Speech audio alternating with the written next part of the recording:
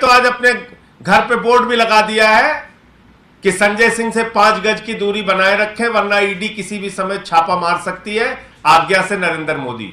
आप लोग जाके देख लीजिए, मैंने अपने घर के आगे बोर्ड लगा दिया है, आप लोग जाइए। और मैं ईडी वालों को कहना चाहता हूं, जिस दिन मन हो आओ, लेकिन मेरा इतिहास तो पता कर लो कम से कम। इतना दिन का सार्वजनिक जीवन है, बेदाग जीवन है, पता कर लो। 23 मुकदमे उत्तर प्रदेश में हुए, मेरे खिलाफ नहीं झुका। नरेंद्र मोदी के सबसे करीबी दोस्त अडानी के लाखों करोड़ के घोटाले को उजागर किया, जेपीसी की मांग की संसद के अंदर, नहीं झुका।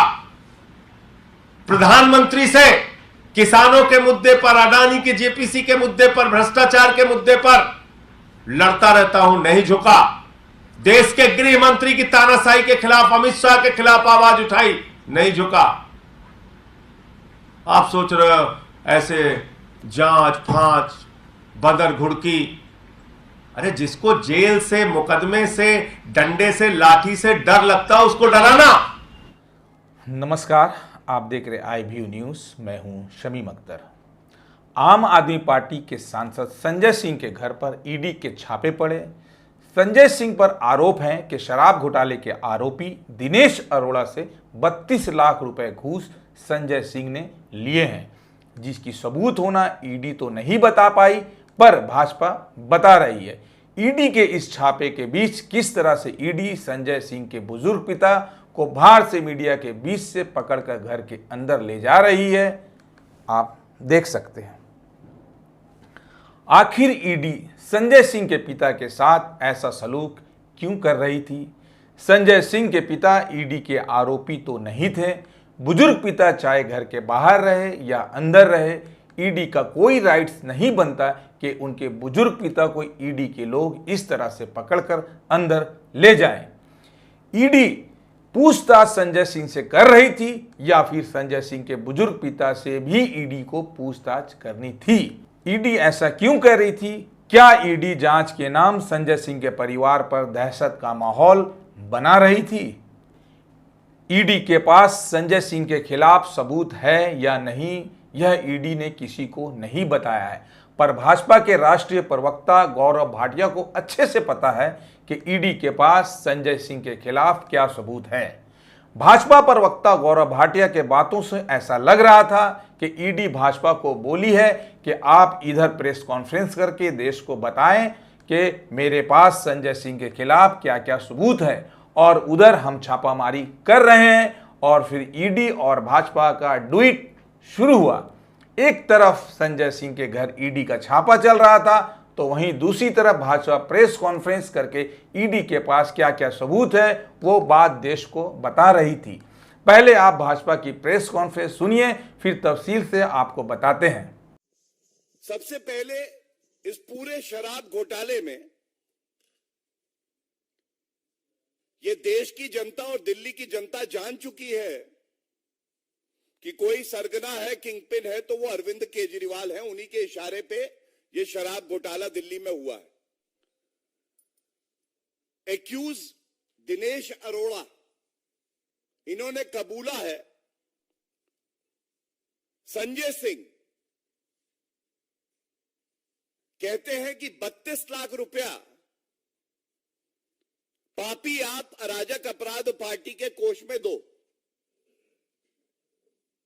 अब एक सांसद वसूली करता है मुख्यमंत्री आवास पर बैठकर।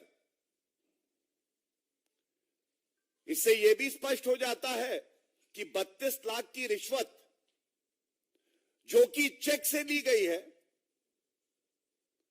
बाकी करोड़ों रुपया हो सकता है, जांच की परिधि में सामने आ चुका है, आगे भी आएगा, लेकिन ये 32 लाख रुपए अरविंद केजरीवाल के कहने पे एक सांसद वसूली कर रहा है। ये चिंताजनक है कि ये करोड़ों का शराब घोटाला करेंगे और उसके बाद कहेंगे कि हम पे कार्रवाई जो हो रही है ये राजनीतिक द्वेष के कारण हो रही है। अरविंद केजरीवाल जी, अगर आपने हिम्मत है तो आप तुरंत प्रेस वार्ता करिए और कहिए कि ये 32 लाख रुपए जो दिनेश अरोड़ा एक एक्यूज कह रहा है कि आपको दिए गए हैं, ये नहीं लिए आपने। हो जाने दीजिए दूध का दूध और शराब का शराब, सच को आ जाने दीजिए सामने। हिम्मत है अरविंद केजरीवाल जी। और यह भी सच है कि अरविंद केजरीवाल घबराए हैं, वो डरे हुए हैं। जांच एजेंसियों के नाम से वो थर-थर कांपते हैं कि मुझे बचा लो।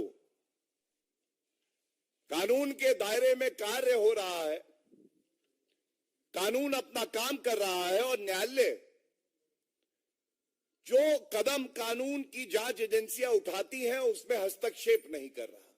यह दर्शाता है कि प्रथम दृष्टया पापी आपके नेताओं के खिलाफ सबूत भी है, साक्ष्य भी है, प्रमाण भी है।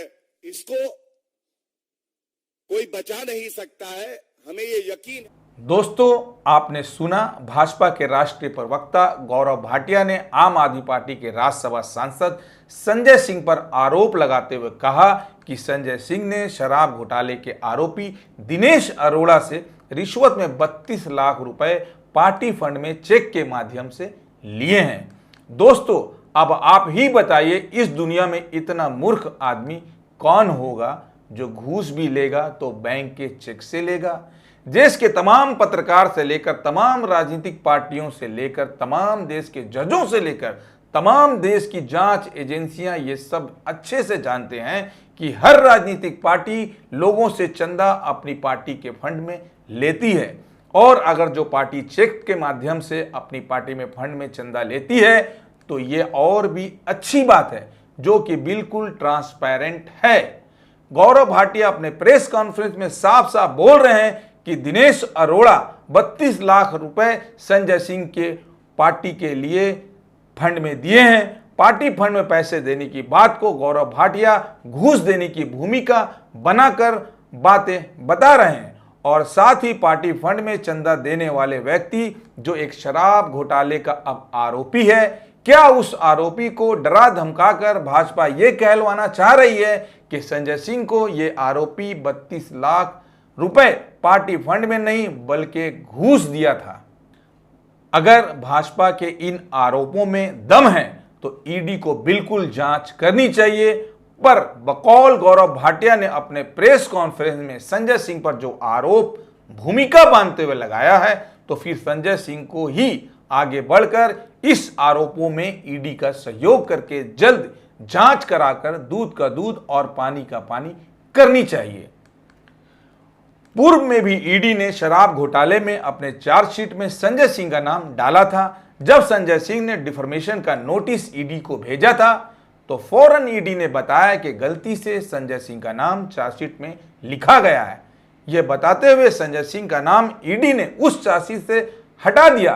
दोस्तों, आप क्या समझते हैं, देश की इतनी बड़ी जांच एजेंसी जिसमें IAS से लेकर IRS और काफी पढ़े लिखे लोग होते हैं, गलती से किसी का नाम मतलब विपक्ष का ही नाम लिखा जाएगा? ऐसा मुमकिन ही नहीं है, क्योंकि चार्जशीट तैयार होने के बाद 10 बार उस चार्जशीट को पढ़ा जाता है कि कहीं कम ज्यादा तो नहीं हो गया है। इस तरह की गलती जानबूझकर किया जाता है कि जब तक डराना है उसे डराओ, और जब ये तथाकथित गलती उल्टा तीर बन जाए तो बस गलती हो गया इतना सा कह दो, क्योंकि इस तरह का प्रयोग गलती के नाम से ही किया जाता है। बाकी आप खुद समझदार हैं। हिंदुस्तान की राजनीति में विपक्ष की सबसे मजबूत आवाजों में से एक संजय सिंह जी, जो लगातार जनता के मुद्दे उठाते रहे हैं, सरकार से सवाल करते रहे हैं, संसद के अंदर चाहे प्रधानमंत्री हो चाहे गृह मंत्री हो, सबसे उन्होंने जनता से जुड़े हुए सवाल पूछे। कभी सवाल पूछने में हिचके नहीं, जैसा कि उन्होंने पहले भी बताया था।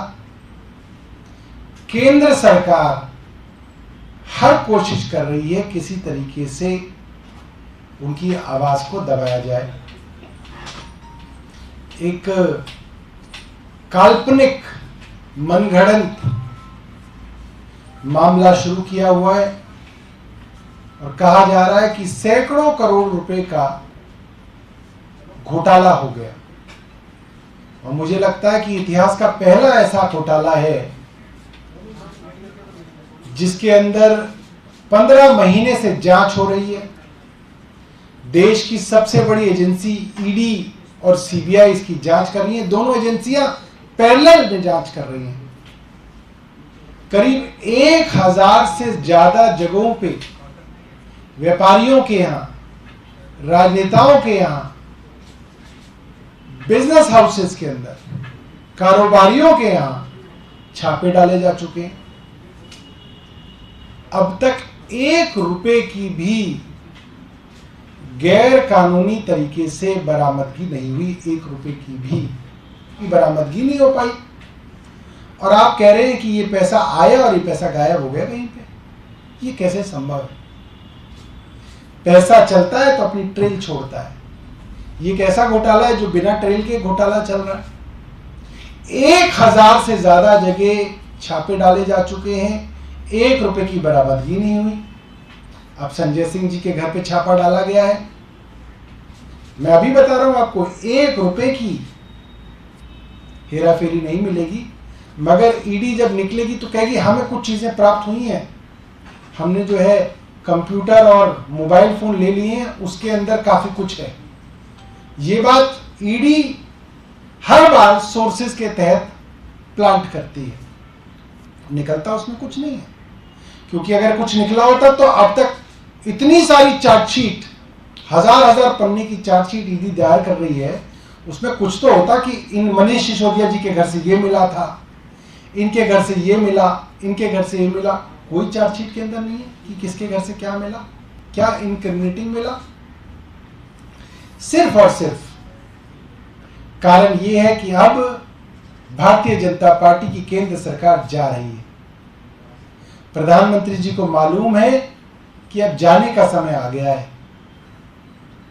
आखिरी के मौके पे किसी तरीके से कुछ हो जाए, कुछ बच जाए, कुछ हमला करके कुछ मामला बन जाए उनका, वो फिलहाल किया जा रहा है। हम इस तरीके के छापों की घोर निंदा करते हैं और कामना करते हैं कि जल्द से जल्द चुनाव हो और भारतीय जनता पार्टी को लोग जो है बाय बाय करें। लेकिन ये तो सत्य है कि जांच एजेंसी ईडी एक तरफा कार्रवाई विपक्ष पर करके दिन प्रतिदिन अपनी विश्वसनीयता आहिस्ता आहिस्ता गंवा रही है, जबकि भाजपा में ऐसे कई नेता हैं जिस पर हजारों करोड़ रुपए का घोटाला का केस दर्ज है, पर वह भाजपा के तमाम दल और नेता आराम से साहब के छत्र छाया में फल फूल रहे हैं और ईडी केवल विपक्ष पर ही अपना हुनर का उपयोग कर भाजपा की राह आसान करने में अपनी पाक ताकत का इस्तेमाल नापाक तरीके से कर रही है। अगर ईडी इन पर ईमानदारी से अपनी जांच करे तो ये सब के सब सारी जिंदगी जेल में ही कटेगी, पर बादशाह अपने पद का नापाक फायदा उठाकर इन सब भ्रष्टाचारी और घोटालेबाजों को अपने छतरी में समेटे हुए हैं। पर यह भी सच है कि जनता की अदालत से कोई बच नहीं पाएगा। इस खबर में बस इतना ही। मेरी स्वतंत्र निर्भीक पत्रकारिता अगर आपको पसंद है, इस खबर को लाइक और शेयर कर दें। अगर अब तक आपने मेरे इस चैनल को सब्सक्राइब नहीं किए हैं तो सब्सक्राइब भी कर दें, ताकि मेरी आगे की खबरों की नोटिफिकेशन सीधे आप तक पहुंच जाए और सच दिखाने में मुझे आपकी ताकत भी मिले। जय हिंद।